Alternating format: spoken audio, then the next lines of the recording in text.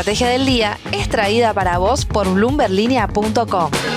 Muy buenos días, estrategas. Soy Juan Pablo Álvarez, periodista de bloomberlinia.com y habitual columnista de La Fija. Hoy me toca reemplazar a Francisco Aldaya en la conducción y por lo tanto les voy a comentar 3 noticias para que arranquen informados el día. 1. En primer lugar, les comento que tenemos una nueva compañía que supera el $1 billón en Wall Street. Se trata de Micron, que se convirtió en la 8ª empresa tecnológica en pasar esa barrera. Al respecto, les comparto el comentario de Ignacio Mieres, Head of Research de la app de inversiones XTB, a quien voy a citar textual y abro comillas. El movimiento refleja un cambio profundo en la percepción del mercado. Micron ha dejado de ser vista únicamente como una compañía cíclica de memorias para pasar a ser considerada una pieza crítica de la infraestructura de inteligencia artificial. En apenas 6 meses, la acción acumula un avance cercano a 286% y en el último año se ha revalorizado alrededor de 860%, impulsada por una mejora en resultados y márgenes, mayores precios en DRAM y NAND, la demanda acelerada de memorias HBM para inteligencia artificial y una mayor visibilidad gracias a contratos de largo plazo. 2. En segundo lugar, les quería mencionar un informe de la consultora Quantum Finanzas titulado El desafío de expandir el financiamiento en pesos mientras sube el de dólares. Este documento hace referencia a una importante expansión del crédito en moneda extranjera al comparar con noviembre de 2023, aunque también advierte que el alza en financiamiento en pesos es marginal. Y quien nos va a explicar en detalle este fenómeno es Fernando Baer, director de la mencionada firma Quantum Finanzas. En la comparación de la situación actual con noviembre del 2023 del agregado monetario amplio M3 a producto, la economía está funcionando prácticamente con la misma cantidad de pesos, una relación de 15% del PBI de M3. Sí se observa hacia adentro del M3 un cambio cualitativo en lo que tiene que ver con el financiamiento muy de corto plazo, donde crecen mucho las cauciones y los pases en el mercado de capitales. Y en términos de financiamiento, continuando con ese análisis, el crédito en general o el financiamiento en general en pesos de la economía también está relativamente estancado, niveles del 12,5% del producto comparado con noviembre del 2023. Lo que sí vemos es una fuerte expansión de lo que tiene que ver con el financiamiento en dólares, tanto si uno considera préstamos en dólares al sector privado, que pasaron de casi 0% del producto o un poco menos a casi 6 puntos del PBI, y lo que también se nota es que el financiamiento en el mercado de capitales en dólares también ha crecido mucho. En esencia es una economía que funciona con un poco menos de pesos o la misma cantidad de pesos que en noviembre del 2023, pero donde ha ganado mucho protagonismo el financiamiento en dólares, una economía que de a poco se ha venido dolarizando con depósitos que han crecido muy fuerte en términos del producto o inclusive en miles de millones de dólares como lo vemos, y eso también dio la posibilidad de que el financiamiento en esa moneda también creciera fuertemente. Hacia adelante, algunos de los desafíos que presenta entonces el desarrollo del mercado de capitales y la intermediación bancaria tiene que ver con potenciar un poco más el financiamiento en pesos. Eso tiene que ver con el armado institucional, la credibilidad, la confianza que tenga la gente en la moneda local y cómo eso puede ir traccionando o volcándose a financiamiento en pesos creciente con instrumentos que de a poco vayan extendiendo plazos y que le permita al sector privado acceder a financiamiento en condiciones mucho más beneficiosas que las actuales, básicamente asociadas a esta extensión de plazos. 3. Por último, les comento que el gobierno no solo bajó las retenciones al agro, sino que hizo lo propio con algunas exportaciones industriales. Concretamente, las autoridades informaron que en julio comienza la reducción progresiva de los derechos de exportación para los siguientes sectores: automotriz, petroquímico, químico, caucho y maquinaria. En todos los casos, las retenciones pasarán del 4,5% al 0% en un año mediante una baja mensual de 0,375 durante 12 12 meses. Al respecto, la Unión Industrial Argentina expresó en un comunicado, y cito textual: la eliminación de los derechos de exportación fue uno de los principales planteos realizados por la UIA durante la audiencia mantenida el martes 19 de mayo con el ministro de Economía, Luis Caputo, por tratarse de una medida clave para mejorar la competitividad del sector transable industrial y potenciar las exportaciones con valor agregado.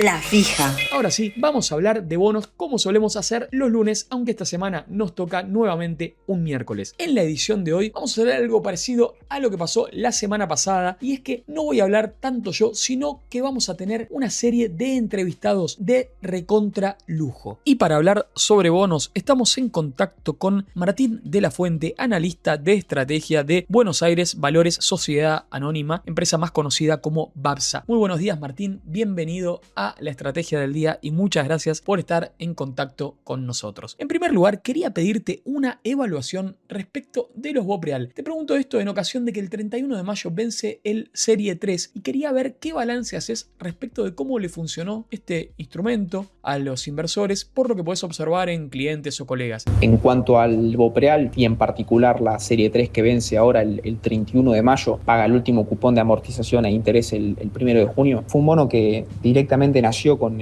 un destinatario muy claro, que eran las empresas. O sea, este título funcionaba como un dollar linked, pero con acceso a un tipo de cambio más favorable, y tenía como característica que lo hacía realmente atractivo para el segmento corporativo una cláusula que permitía a quienes habían ingresado en la licitación primaria acceder al MEP sin perder el acceso al MUL. O sea, es decir, tenías una excepción explícita a la restricción cruzada. A eso se le sumaba que podía usarse para cancelar deudas con proveedores del exterior y que tenía accesiones impositivas. Era en definitiva un instrumento diseñado a medida para todas las limitaciones que las empresas tenían en ese momento. Todo esto te explica por qué en el mercado secundario vemos a este título cotizando a tasas negativas. Las empresas lo operan contra pesos, cobran los dólares y los pueden girar al exterior para cancelar deuda de importaciones. Entonces las empresas no tienen problema en pagar ese costo. En cambio, para el retail ese diferencial y ese incentivo no aplica, razón por la cual nunca fue un instrumento particularmente atractivo para este tipo de inversor, ¿no? Martín, y te llevo ahora al terreno corporativo, dado que se reactivó bastante la emisión de ONs Hard Dollar Ley Local, y me gustaría consultarte a qué atribuís las bajísimas tasas que consiguen las empresas colocadoras. El principal driver que explica el nivel de tasas es el canje, y a la vez la liquidez que te genera el cepo sobre las tesorerías encepadas, que son en definitiva las dos caras de la misma moneda. El cepo corporativo, por un lado, te reprime la demanda de dólares, y eso en un primer momento explicaba las tasas bajas en el tramo corto, pero eso se terminó extendiendo a lo largo de toda la curva. Básicamente el gobierno, mediante el cepo, armó un esquema donde los argendólares abundan y el costo de sacarlos al exterior es elevado. Ese costo lo conocemos como canje, que se encuentra en torno al 4%, lo que hace que los emisores corporativos pueden financiarse a tasas irrisorias bajo ley local. Y si además de eso sumás el contexto internacional, donde las tasas en el mercado internacional también subieron bastante, el canje te termina explicando prácticamente toda la diferencia de rendimientos entre la curva ley local y la curva ley New York. Todo esto además está potenciado por un contexto de fondo que no es menor. O sea, nosotros desde el blanqueo del 2024 venimos en un contexto donde los depósitos en dólares pegaron un salto muy importante y con vaivenes siguieron creciendo de forma constante, incluso tras la retracción que hubo en la previa del acuerdo con el fondo. Hoy estamos en niveles récord nominales de depósitos en dólares, lo que no hace más que alimentar esa liquidez disponible del sistema que te termina presionando las tasas hacia abajo. Por último, Martín, te pregunto por la curva pesos. ¿Qué nos están diciendo las break-even de los bonos en moneda local respecto de lo que espera el mercado para la economía argentina en materia de dólar e inflación? Los break-evens nos vienen mostrando un mercado prediciendo una inflación para mayo en torno al 2,1%, un número que es algo más optimista que lo que proyecta tanto el REM como las consultoras, que se ubican más cerca del 2,3%. Lo más interesante igual es lo que muestran los break-evens de cara al tercer trimestre del año.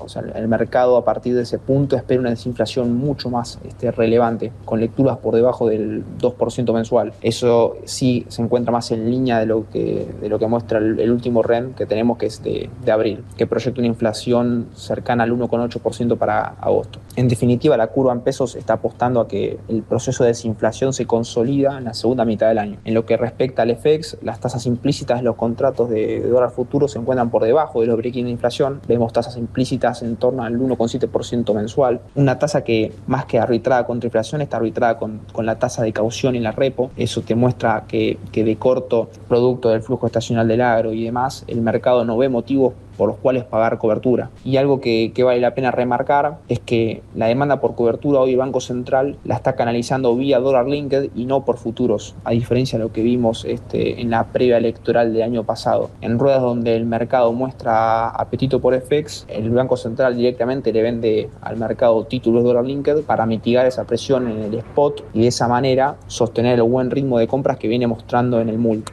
Muchísimas gracias, Martín, por brindarnos tu tiempo y tu conocimiento. Y ahora estamos en comunicación con Diego Croci, economista jefe del Banco Comafi, con quien también vamos a hablar sobre el mercado argentino. Diego, te pregunto en primer lugar, ¿qué sensaciones recogen cuando hablan con inversores de afuera en relación a los activos argentinos? Particularmente, ¿por qué no se observa un ingreso masivo de no residentes en renta fija y renta variable del país? Nosotros hace unas semanas estuvimos en Nueva York visitando clientes, aprovechamos la semana de las Spring Meetings del fondo, por lo cual estuvimos un poco en los dos lados para escuchar la mayor cantidad posible de contrapartes. Lo que nos encontramos fue un sentimiento bastante positivo respecto a Argentina. Los inversores son muy optimistas respecto al país en términos de que los fundamentals son muy buenos, ven con muy buenos ojos el equilibrio fiscal y todo el esfuerzo que se hizo en el frente fiscal, y eso se sumó al proceso de compra de reservas que lleva adelante el Banco Central, algo que cuando habíamos viajado la vez pasada, a fines de 2025, era tal vez un poco el reclamo que había, bueno, el Banco Central no compra dólares, la posición externa argentina es más débil. Hoy rescataban que Argentina tiene una posición más sólida y este compromiso del Banco Central por comprar divisas es muy importante para ellos porque hace a la capacidad del gobierno argentino de poder pagar. Y también parte del argumento que ellos tenían es, bueno, Argentina comprimió menos que otros emergentes, su posición es sólida, entonces Argentina terminaba mostrando rendimientos más que atractivos para este tipo de inversores, por lo cual ellos les gustaba el posicionamiento en Argentina,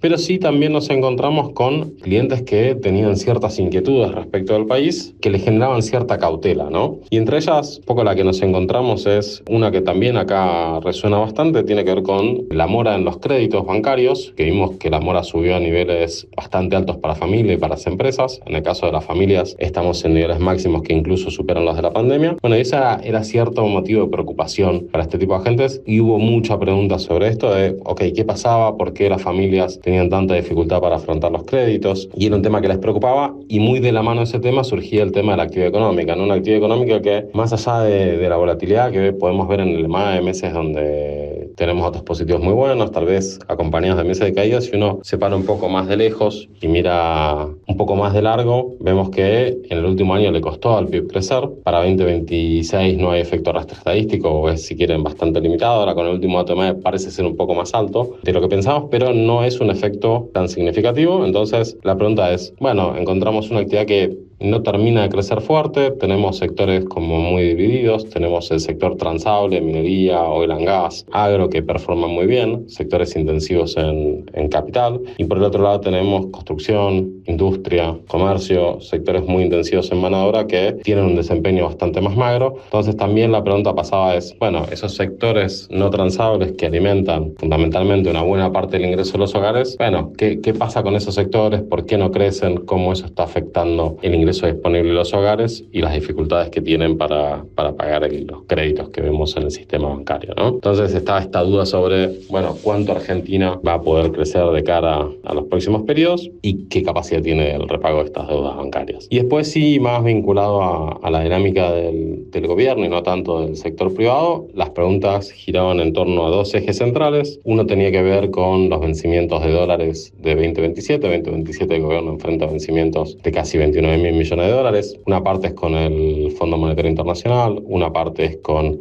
organismos multilaterales. Después sí tenemos el pago de bonares globales y bopreales. Ahí creemos que una parte de esos vencimientos se van a poder rolear, pero el inversor internacional lo veía como niveles de necesidades de dólares muy amplios para el año que viene, que se van a dar en un año asignado por una disputa electoral donde el gobierno va a intentar renovar el mandato presidencial y que esto podría de alguna manera dificultar el acceso al refinanciamiento. Ahí un poco la discusión giraba en torno de, bueno, cuál es el momento óptimo para que el gobierno intente salir a los mercados financieros internacionales. Pareciera un poco en línea con lo que dice hoy el gobierno, que tal vez el momento óptimo para hacerlo sería en algún punto del segundo semestre de este año. Estamos condicionados en términos del buen momento internacional, si quieren, por la culminación con la guerra de Estados Unidos con Irán, que estamos ahí en proceso de terminarla, y por otro lado las elecciones americanas, ¿no?, que van a ser allá en noviembre. Entonces, bueno, ahí tal vez es cuestión de encontrar un punto óptimo donde el gobierno pueda acceder a los mercados financieros internacionales. Y si querés, para poner blanco sobre negro, lo que encontramos es un mercado que está optimista, que está comprado en Argentina, que ve riesgos potenciales en el corto y mirando el año que viene, por lo cual lo que encontramos es que no hay catalizadores claros que hagan que nuevos inversores empiecen a demandar activos argentinos. No encontramos el catalizador claro que traiga esa nueva demanda de activos financieros argentinos que pueda hacer que la tasa de riesgo país comprima un poco más, que los bonos raleen un poco, que veamos algún rally en el equity. Te pregunto ahora por el carry trade. ¿Sigue habiendo lugar para esa estrategia o ya está agotada? La estrategia de carry trade fue la clara ganadora en 2026, con retornos acumulados cercanos al 20% en moneda dura. Ahora, esta ganancia excepcionalmente alta la explicamos por dos factores. Por un lado, una relativa estabilidad cambiaria y por el otro, una fuerte compresión en la tasa pesos. Ahora, cuando vemos la estabilidad cambiaria, por un lado tenemos al Banco Central comprando 9.000 millones de dólares, que uno podría pensar que te empujaría la paridad hacia arriba,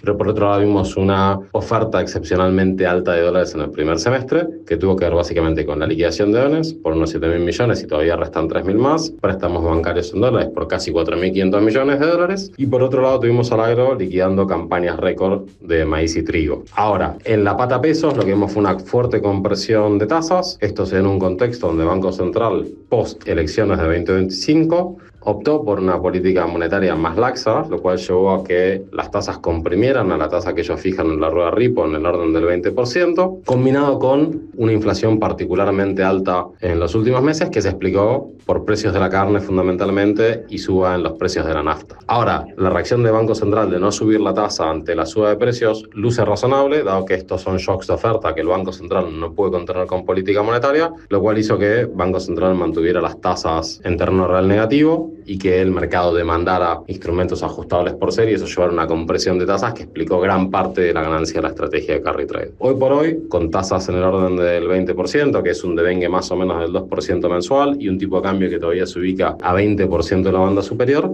creemos que la relación riesgo-beneficio es bastante asimétrica. Creemos que hay mucho riesgo y poco beneficio potencial, ya que cualquier pequeño movimiento del tipo de cambio podría borrar eventuales ganancias por devengue de tasa de interés en pesos. Entonces, hoy por hoy, nosotros creemos que es más momento de salir de posiciones en pesos y empezar a dolarizar mientras todavía vemos flujo de oferta de dólares en el mercado, y vemos un segundo semestre donde el tipo de cambio puede estar un poquito más demandado y donde el Banco Central eventualmente podría ahí sí tratar de reaccionar con política monetaria, lo cual también pone un riesgo de tasas. Entonces, hoy por hoy estamos más para estar afuera del carry trade que adentro. Actualmente, ¿en qué tipo de instrumentos del mercado argentino de renta fija están viendo hoy un mayor upside? Ahí, como decíamos recién, vemos que el carry trade, la relación riesgo-beneficio es bastante asimétrica, por lo cual creemos que el mayor atractivo hoy es posicionarse en renta fija en dólares. Dentro de la renta fija en dólares priorizamos el tramo corto que el tramo largo, en particular el AO28 o el AN29. Esto tiene que ver con que en las últimas semanas vimos varias noticias positivas para Argentina. Fitch nos mejoró la calificación a B-, el fondo aprobó la segunda revisión del acuerdo y, sin embargo, a pesar de que tuvimos estas buenas noticias, el riesgo país no logró comprimir por debajo de los 500 puntos. Ahí creemos que de alguna manera el mercado está a la expectativa de que el gobierno reaccione a los mercados de deuda internacionales, y esto tal vez podría ser sí un buen catalizador para que la renta fija comprima, pero que, dada la posición que viene asumiendo el gobierno en los últimos meses, no está tan claro, aunque creemos que, como decíamos hace un rato, hay incentivos bastante grandes a que en el segundo semestre del año el gobierno intente salir a los mercados financieros internacionales. Para aquellos inversores que sí o sí tienen que estar posicionados en pesos, hoy claramente las curvas creemos que están bastante arbitradas con lo que es nuestro escenario base, por lo cual, dado que nos es medio indiferente una u otra curva, preferimos las posiciones en la curva SER, que de alguna manera nos cubre el riesgo de correr una inflación más alta de la que estamos viendo nosotros, y en el posicionamiento de la curva preferimos el tramo largo, porque creemos que la tasa que nos da dicho tramo es más consistente con nuestro view de largo plazo de Argentina, mientras que en el tramo corto, donde vemos tasas reales negativas, vemos que hay una influencia bastante marcada de la política monetaria, y si hubiera cierta presión cambiaria o la inflación no aflojara como nosotros creemos, creemos que tal vez el Banco Central podría recurrir a sus instrumentos de política y subir un poco las tasas para contener estos riesgos, por lo cual preferimos estar posicionados en el tramo largo que en el corto. Y respecto a la discusión de si estar posicionados en renta fija o en renta variable, ahí un poco la posición que tenemos es que por más que la renta fija todavía tenga espacio para comprimir, es limitado. Va a llegar un momento donde la tasa que te pague la renta fija va a ser básicamente una tasa de Bengue. En cambio, si la economía argentina logra encadenar varios años de crecimiento, se materializan varias de las potencialidades que tenemos, tal vez las empresas tengan mucho más para ganar, dado que la ganancia que podría haber con la renta variable no tiene techo, mientras que en algún momento los bonos van a devengar solo interés, por lo cual también tenemos una visión bastante optimista con el equity hacia adelante.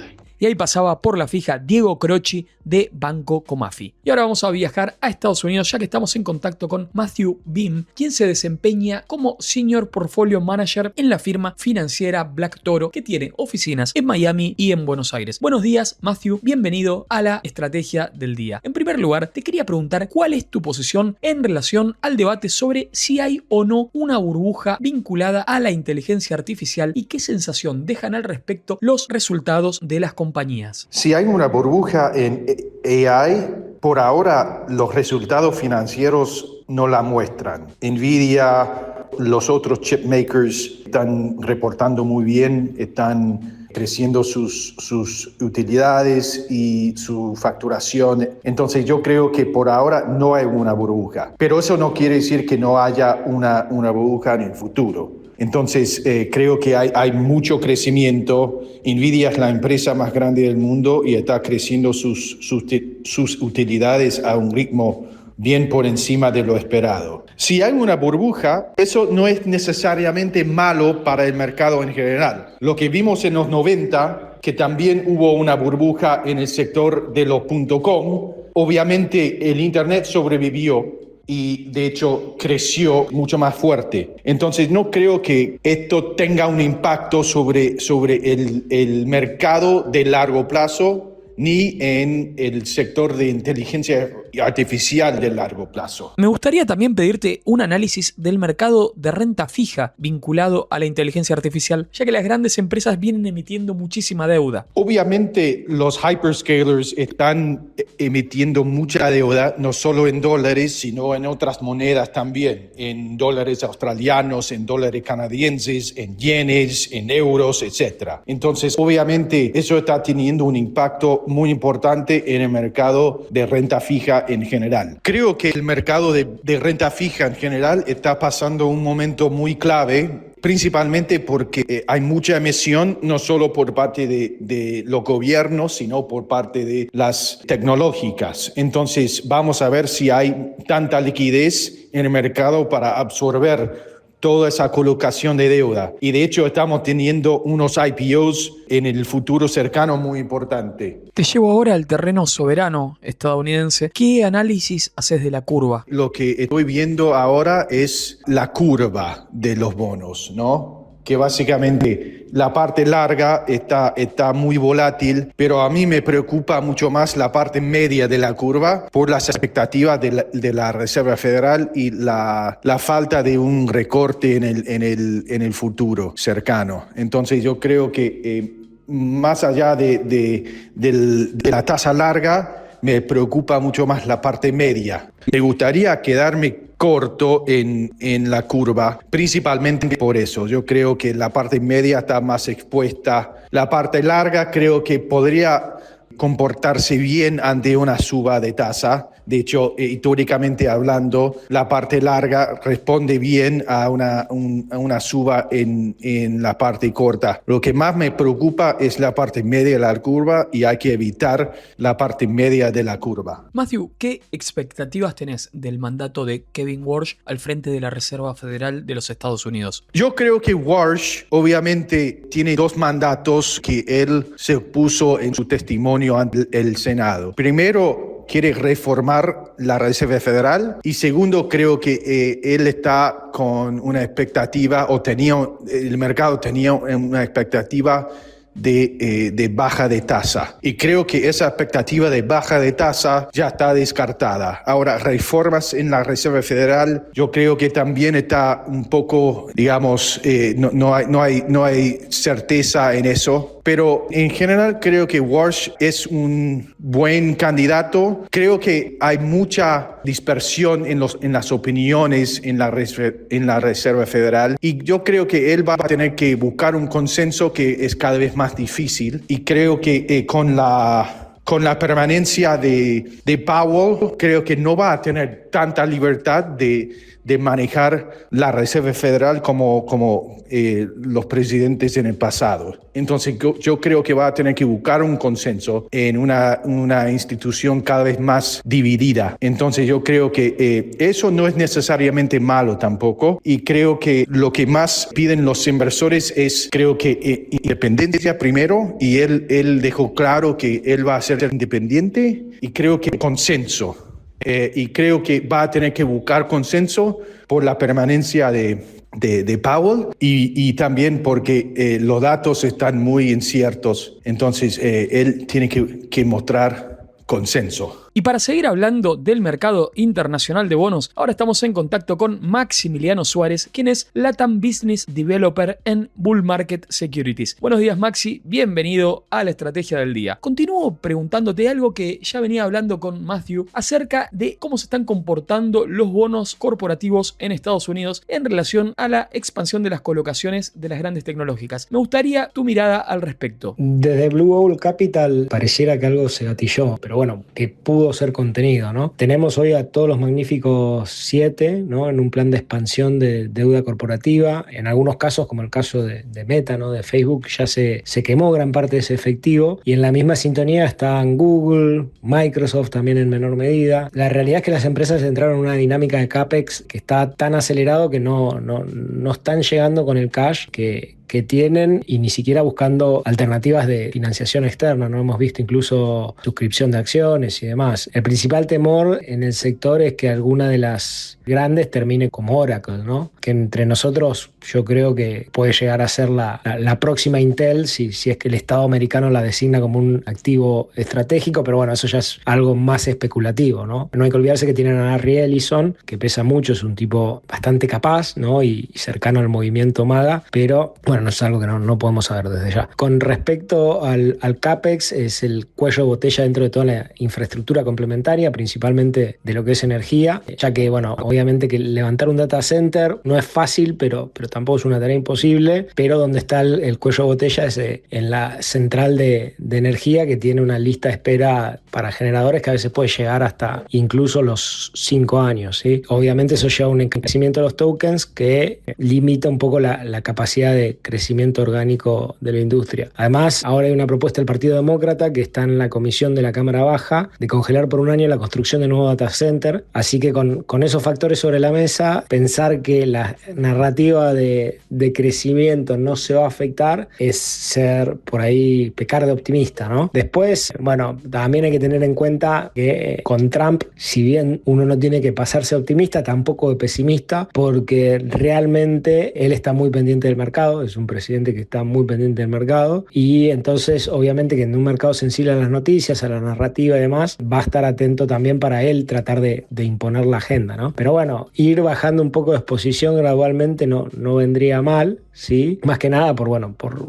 cómo estamos viendo las valuaciones, y creo que hoy lo que está puesto en los supuestos es generalmente un panorama bastante optimista de que todo va a salir bien, y por ahí no siempre es así, ¿no? Respecto a lo que es la deuda corporativa vinculada a infraestructura de inteligencia artificial, el mensaje es de que con esta letra fina los riesgos-beneficios, salvo seas el top 3 de inteligencia artificial mundial, no tiene sentido, ¿sí? Porque de vuelta ya vimos lo que pasó con Owl Capital. Así que lo que hace falta ahí es quizás un poquito de estrés para que los spreads se amplíen y encontrar un poquitito más de valor antes de intentar meterse en cualquier cosa que sea deuda corporativa, sobre todo vinculada al sector de inteligencia artificial. ¿Sí? Maxi, por último te pregunto si estás viendo algo de valor en renta fija latinoamericana, con Argentina incluido. Respecto a América Latina, ahí sí nos gusta como región por un montón de cosas, qué sé yo, hay factores estructurales, un boom digamos, no tanto un boom demográfico, pero sí, digamos, mejores tendencias demográficas, si bien después del COVID muchas cosas han cambiado y hay que verlo año a año, pero en general mejores tendencias demográficas que el mundo desarrollado, mano de obra relativamente más calificada y con mejor infraestructura que en otras partes del mundo,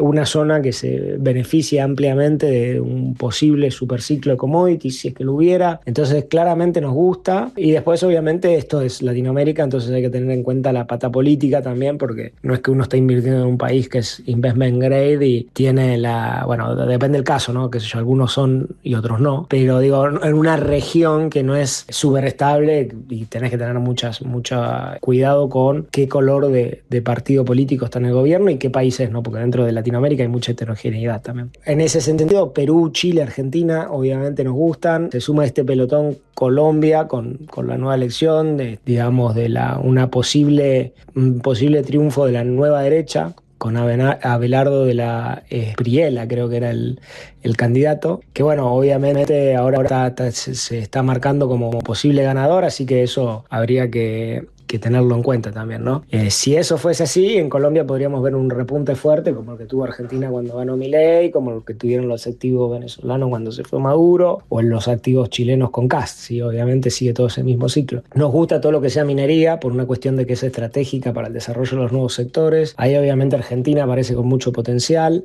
Lástima que tenemos el horizonte en la elección 2027, que bueno, eso le acota el potencial, porque obviamente el mercado espera a ver quién va a dirigir el país, ¿no? Si Milei va a ser reelecto o no, en esto que mencionábamos hace un rato, que para invertir en Latinoamérica es importante tener en cuenta la política, ¿no? Podemos ver recuperación en bancos en Argentina, sí, obviamente, hay algunos que están mejor que otros, ahí no queremos dar ningún nombre particular por una cuestión de responsabilidad, pero lo que nos gusta mirar en tema de los bancos, que ha estado mucho en el tapete últimamente, es el tema de la mora, ¿no? Todos sabemos que los bancos argentinos están pasando por un momento difícil en cuanto a la mora, y bueno, la clave ahí, los que más nos gustan son los que mejor han manejado ese tema, ¿no? Y después todo lo que es vaca muerta y energía. Argentina es un país que, bueno, vaca muerta tiene un potencial enorme, más en este contexto que pasa a ayudar muchísimo. Todo lo que tenga que ver con vaca muerta, sean petroleras locales o no, porque hay algunas que son de Latinoamérica, hay por lo menos dos de punta, una muy, muy conocida por todos,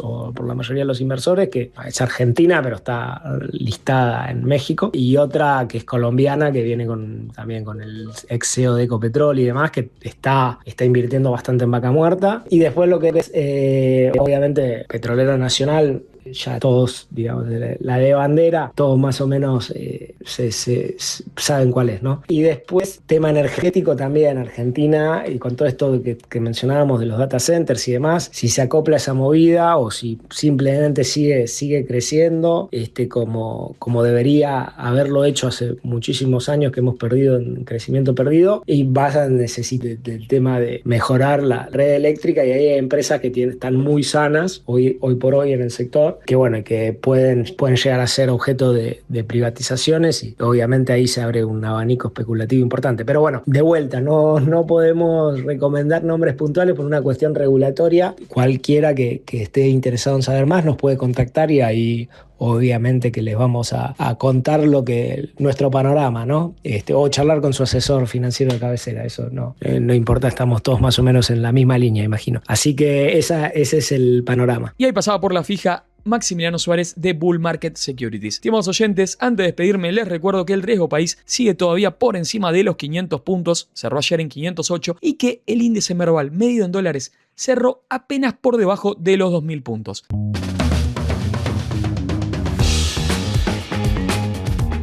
Me despido ahora sí de todos ustedes, espero que tengan una muy buena jornada. Esto fue La Estrategia del Día Argentina, escrito y narrado por Francisco Aldaya. Producido por Arturo Luna y Daniel Hernández. Que tengas un día muy productivo.